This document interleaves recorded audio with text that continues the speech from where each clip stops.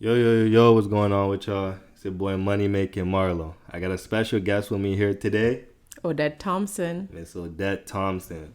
So before I dive into anything, I want to ask you, how are you feeling? Good. You're Pretty good good. for today, yeah. Okay, what's going on? How's your week been? Anything new within your week? Yeah, the snow melted. It's melt, but it's icy. You know what? It's melting. That's the thing I never got about E-Town, where we can't have anything nice. If it's not snowing like a blizzard, it's icy. If it's not icy, it gets dark early. If it don't, like, you know, that's the thing I can never get over. Well, you get used to it after a while. You're used to it? Yes, I am. That's something I can never get used to. So I want to dive into a few things I want to ask you so you're a public speaker and a pastor. Yes, a public speaker, a pastor, a mom, an encourager, an enforcer. I wear multiple hats, yes. Okay. So out of all those things that you just listed, which one do you feel holds the most responsibility? Which one put more time into? Pastor, Pastor. yes. Why is that? My kids are now grown, so the mom part is almost done um, for the most part. But being a pastor, it's 7 days per week, 24 hours per day. I can have someone call me from the States, someone call me from, say, Jamaica, someone call me from London, and they want to talk, or they want me to pray for something, and I have to be there. So it takes lots of time, and also in studying the word in terms of the scriptures, studying that takes lots of time. Then I have to be praying. I have to make sure that I have proper time management. What I've known with a few pastors in my upbringing is they had some type of lifestyle before they transition into that. So what I want to ask you is, did anything happen for you to transition into that, or have you just always been about church? For the most part, I grew up in church, yes, but then there was that little one time when you step out to see what the party scene was like. So yes, I did step out for a while, but then I came right back, and I've been here ever since. Okay. So far with the whole pastor journey, there's been no regrets, no nothing like that. You love everything that's been going on. No regrets. Well, to be honest, no regrets. I actually would have hoped, when I'm looking back now, it would have been nice to have started earlier. That would have been the only regret I have, to have started earlier in ministry, yes. Okay. Did you start off in your home country with this, or was it the pastor journey? Did it start off there, or was it here? Here, actually. So when I was in Jamaica, as you hear my accent, as I've been told, I have a very thick Jamaican accent. Yeah, it's thick. It's thick? Like what I notice is you can make it thick when you want to. Yeah, like man. right now, I understand everything. Yes. But then I don't know, when you decide to talk fast, I just look at your mouth and just wait for you to translate. Oh, wow. It just depends on who I'm talking to. But no, when I was in Jamaica, I was in church, yes. But in terms of ministry, in terms of the pastoral side, no. I sang on the choir. I was involved in the youth department, but not from the pastoral point of view. No, I didn't do that there. But I loved what I did there. Loved being on the choir. Loved working with the youths. And so it evolved here. Have you felt like you've made a change in anyone's life so far yet, or right now you're just doing your job by giving them the prayer, giving them the verses that some might ask for? Well, I have gotten feedback from persons that I've interacted with, and because of different services that I have, they have actually decided to walk with the Lord. Yeah, so I've had persons who have actually made a turn because of my involvement with them. I know that's a nice feeling. It is. Being able to say that you did something like that. Yes. Wow. Why do you think a lot of people don't like going the way of church?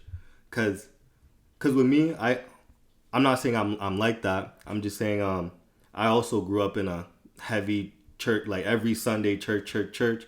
But it's like, it gets to a point where for some people I know, when you get older, you decide to go the other way. You still believe in it, but you don't want to. Basically, what I'm trying to say is, does going to church basically show that you still believe in whatever you believe in? Well, going to church can be just a religious routine. And I find that in many cultures, that's what it boils down to. And so we find that the young people, they don't like it because it becomes religious, right? You have to do this, you have to do that. And no one wants to adhere to some rules that really and truly do not make you a Christian, do not make you saved.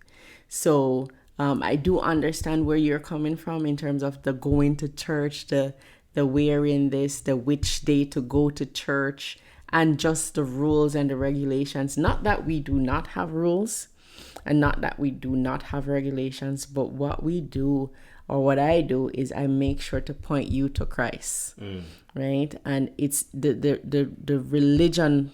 The religion, we have to realize that religion is man-made, right? Christ did not introduce religion to us. He came with salvation. He wants us to be reconciled with him. And at no point in time was there any religious rules. You have to remember, if you read your Bible, and you have to remember, in the scriptures, he had issues with the scribes and the Pharisees, and those were the religious rulers of the day. He had issues with them. So, yeah. Wow. I remember hearing that every pastor has a go-to verse. You know what I'm saying? Or do you have a go-to verse? It's like something where if you're feeling down, you read it, you feel better. Or if someone comes to you, they want help with this and that, this is like the go-to. Oh, I have many go-to verses depending on who I'm talking to and depending on what I'm dealing with. But my personal favorite is Romans 8, verse 18. And it says, "For I reckon that the suffering of this present time, it's not worthy to be compared with the glory that shall be revealed in us." So basically it's saying, whatever you're going through, it's not going to pan out to the good side. Yeah. So yeah. Wow.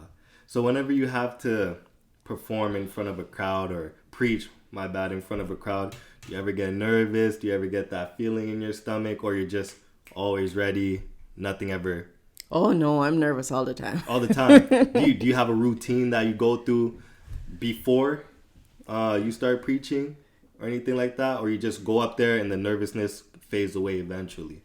It fades away eventually, but what you have to remember is that when you're preaching, you're not preaching your words. You pray first and you ask God to inspire you, to give you an inspiration as to what to say, because I can come and talk to you and think that, okay, he needs to hear words of encouragement on finding a job, when really and truly that's not what you're looking for, right? So when I pray and ask for inspiration, I'll get scriptures.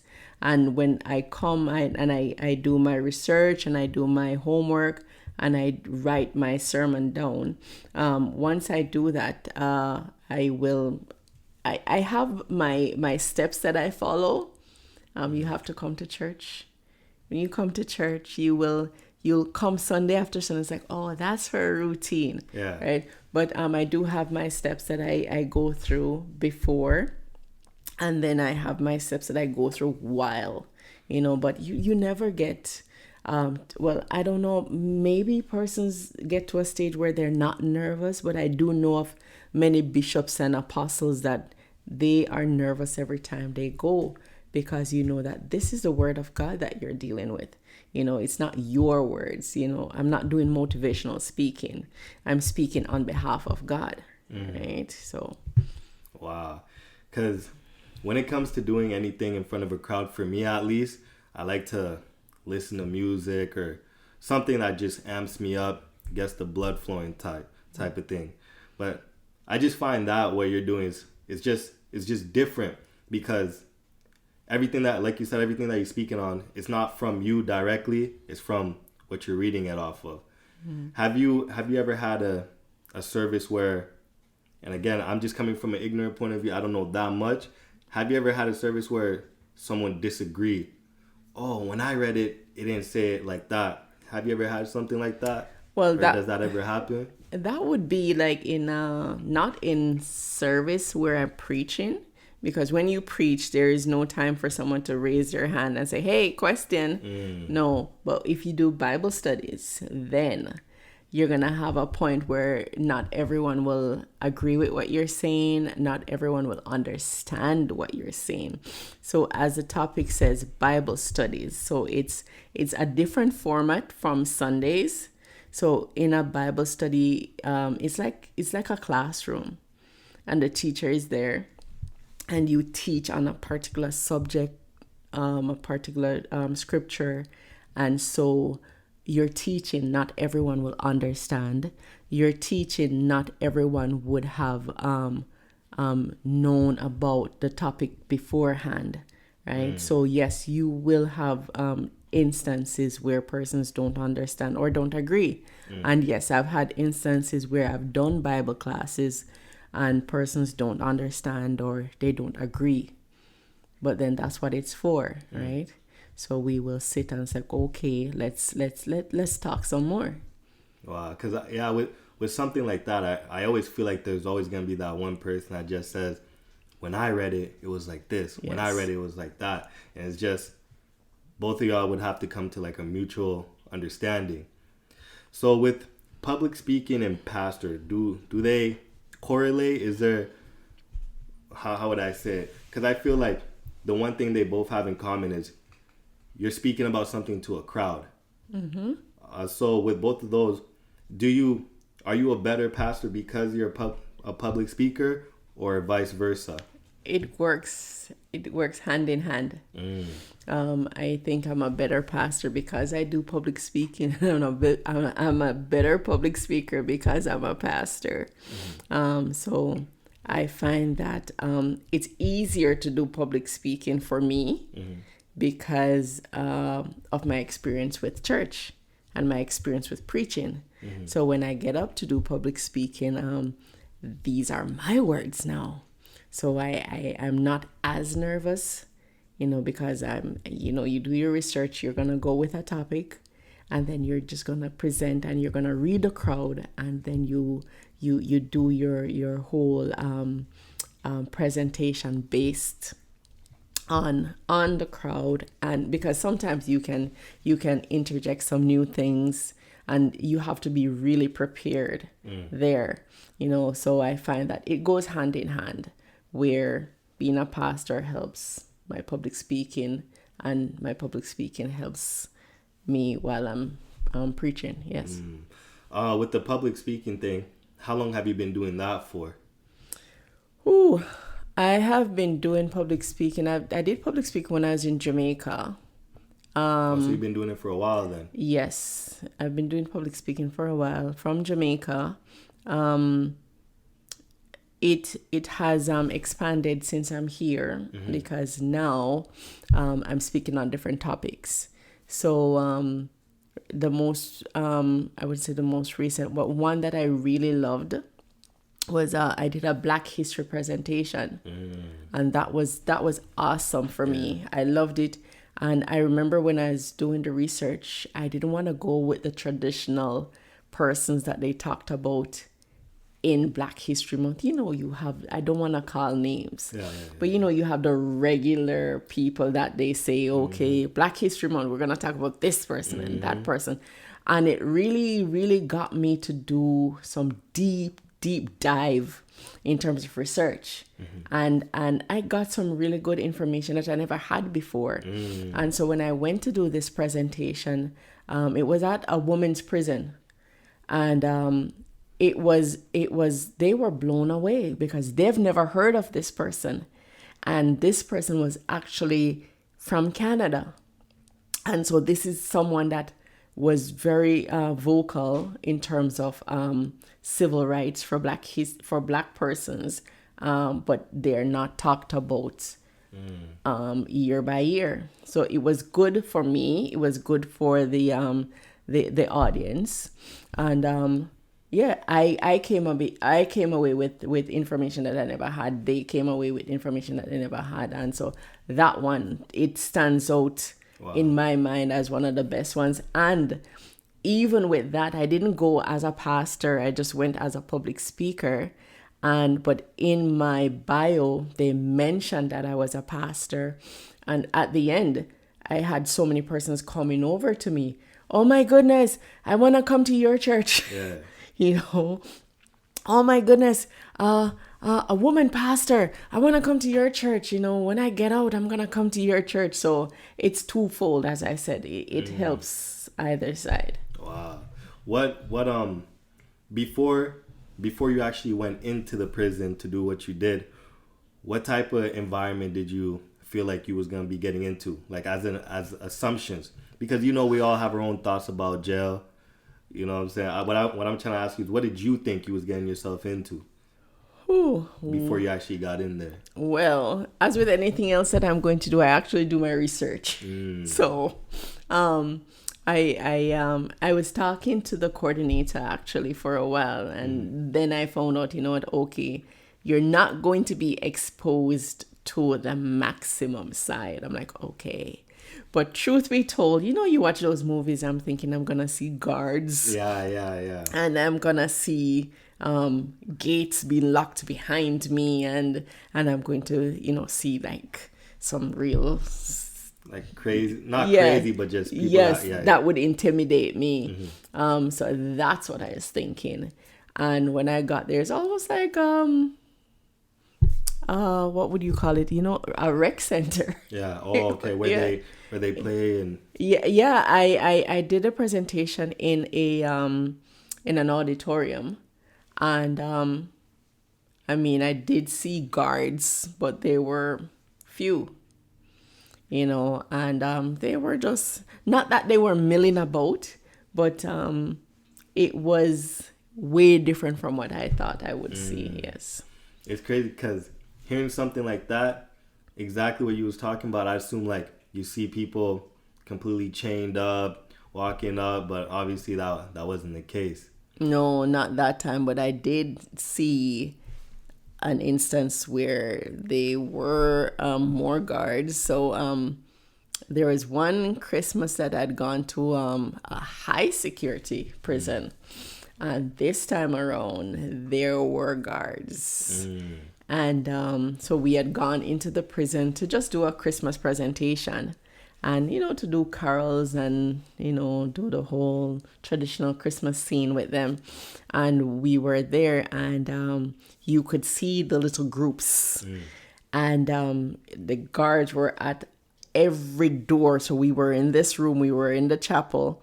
And there were guards beside us while we were singing. There were guards at the door. There were guards beside them. And they were like, you could tell that there was a tension in there with that group and that group. Like, no, that. That was serious. That was serious, so yes. When you say group, is it like gangs, racially diverse? Yes. They were segregated. Yes. Yeah. They weren't segregated. They were all in the same room, but they were together. So you could see a particular group over here, and they were all of that ethnicity. And then you saw another one over this side, as they were all in the same room, but you have this one over here and this one. No mixing. They didn't mix. They were sticking with their people. Yeah. Wow. Yeah. You think as a public speaker, so compared to a public speaker and a pastor, you feel as though you've been taking more tolls on people's lives as a public speaker or more as a pastor? Well, as I said, I think it goes hand in hand, because even with the experience of going to the prison and just doing a presentation, the mere fact that I presented to them and they found out I was a pastor, they wanted to come where I was, right? So in terms of having an impact, you're going to use both. So I will not be able to always present as a pastor to you or to anyone else. So if I'm in an environment where it calls for a pastor, then that will come out. But if I'm in an environment where what is needed is just someone to talk to, someone to motivate someone, I'll do that. And then when the door is open, then we can talk about Christ. But if that's not the first door that's presented, I'm not going to go through that door when it's not presented. Wow. Have you been called in yet for any more speaking at any places yet, or has COVID affected that? COVID really did affect it, because I was actually asked to run a program at the prison. Wow. So after I did that presentation, I was actually approached by the prison to put together a program. So I would be going in every month or every 2 weeks with this program, and then COVID just messed that up. And messed it all up. Yeah. Wow. Whenever COVID is done, can you see yourself going back there? Are you gonna email them to see if you could get something going on again? I am waiting patiently for this to be done, because I'm looking forward to going back there. Yes. You're going straight back. Oh yes. Wow. Yeah. You think there are some people in there waiting for you, waiting to hear your words? I would hope not the same people. I would hope that their time is up and they were released. But I am looking forward to going back, because the environment was receptive, so yes, I'm looking forward to going back. When you get booked for gigs, how do you find what to speak on or what to talk about? Or do you just read the room and kind of talk about what you see? Like, how does all that work? Okay, so normally it will be for a specific occasion. So let's go back to the Black History presentation. It was Black History Month. I wasn't given a topic, but it was Black History Month. So I found the individual to talk about. I could have presented in any format that I wanted to. And so that was good in terms of how I had there was no micromanaging in terms of what I presented once it was on Black History. But then there are certain times that they will give you a topic, they'll give you a subtopic, right? And then you have to work. They give you the topic? Sometimes, okay. Yes. Okay, so based on the topics that they give you, I assume they give you a heads up, like a month or maybe a few weeks, and then you just go off based on that.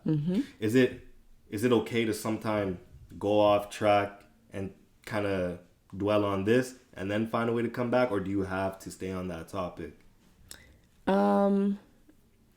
It just depends. You're going to be prepared for either version, whether you need to go straight on topic and keep it on topic, or you have the leeway to go off track and then come back. So you're going to read the room, because sometimes you'll read the room and it's like, okay, I need to stay on point, I need to stay on topic and head straight to the end. And then there's going to be another time when you read the room and you're like, okay, I can divert here. I can talk about a tropical island. I can talk about kids. I can talk about being a mother. But then you come back to what you were asked to present on. So it just depends on the room that you're in. You think with your talent basically here, you could take it to Jamaica? You think you could do what you doing here over there? And I plan to do it worldwide. Wow. Well, how do you expect the environment to be over there? Would it be just the same as it is over here? How would it be? Especially, like, let's say you was to do it in a Jamaican prison system. Oh, wow. That's exactly where my mind went. Maybe if it was a low security, just like the one that I went to here, it could be the same. I've never done a presentation in a prison there. So it would be hard for me to compare. But it would be wonderful to actually go back and do presentations there. I am looking forward to what the future has. I'm actually looking forward to doing presentations all over the world. Wow.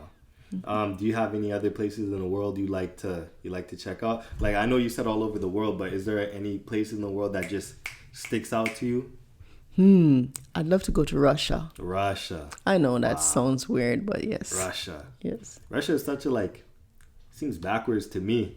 Why? Not backwards in a bad way. It's just again, this is all stereotype, everything I see on TV. So everything I know about Russia is straight from TV. So Me too. I don't know that much there is to know. Wow. But I'm curious. I'm really curious. I just love to see new things. Yes, yes. So Russia is one of them that I have on my my list of places that I'd love to go. And I'd love to go to China. China. Yes, I'd love to go to China. I actually have friends that are from China. Yeah. Friends that I've met here. And what you see in the media and when you actually interact, it's totally different.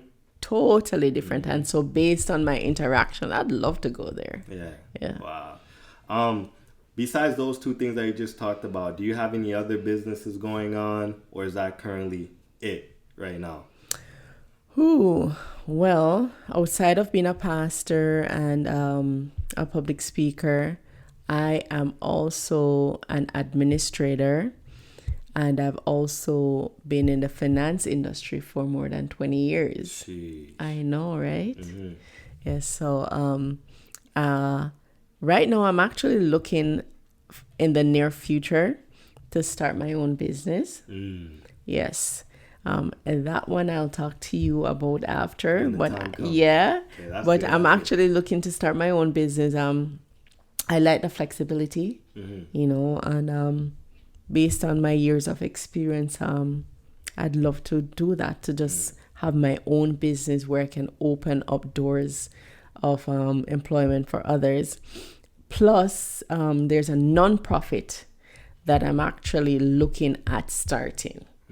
I've started the groundwork, and I'm looking at and I have my board of directors already, and so in the near future, I am looking to start this non-profit for young females of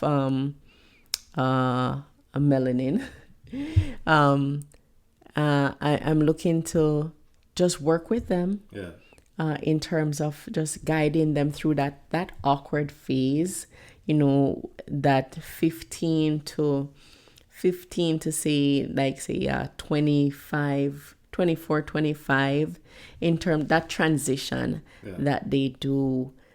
Sometimes not many of them have persons to help them as to how to go into a job interview, how to apply for a job, what to wear depending on what interview they're going in for, and if they wanted to start a company on their own, they some of them, they have no idea as to how to go about it.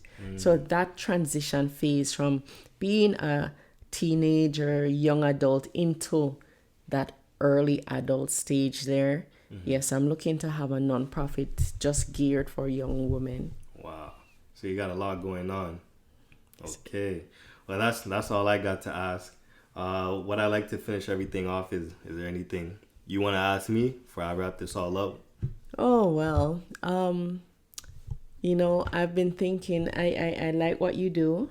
And where do you see yourself in terms of this? Oh, with this? Yeah. Basically with this, like exactly how you said you want to be worldwide. I want to be worldwide with this. With this is just, I want to speak to much people as I can with entrepreneur mindset.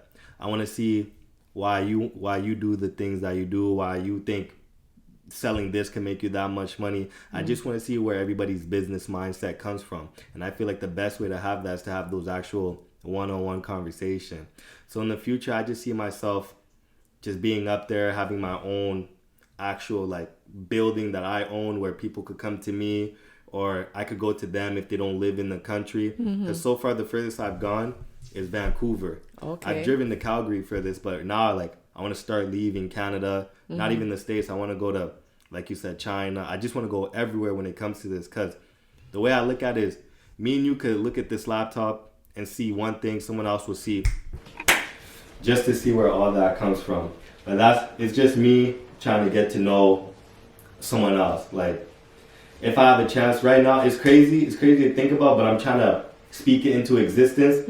I'm trying to get Jason Kenney, Prime Minister, I'm just trying to get everybody. Okay. And I've already thought of the type of question I want to ask them, like, because what I learned when it comes to politics, you're always wrong. Even when you're right, you're always wrong. And when it comes to those type of things, and the type of things I want to ask them is, why do you want to get into something where people will hate you no matter what you do, good or bad? And it's just those type of things where, yeah, you could ask them on the phone, but it's nice when I get to see the body movement.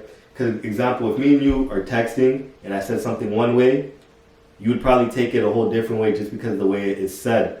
But if I'm talking to you face to face and you could actually see my body movement, you could see exactly what I mean. So that is just me learning how the minds of others work.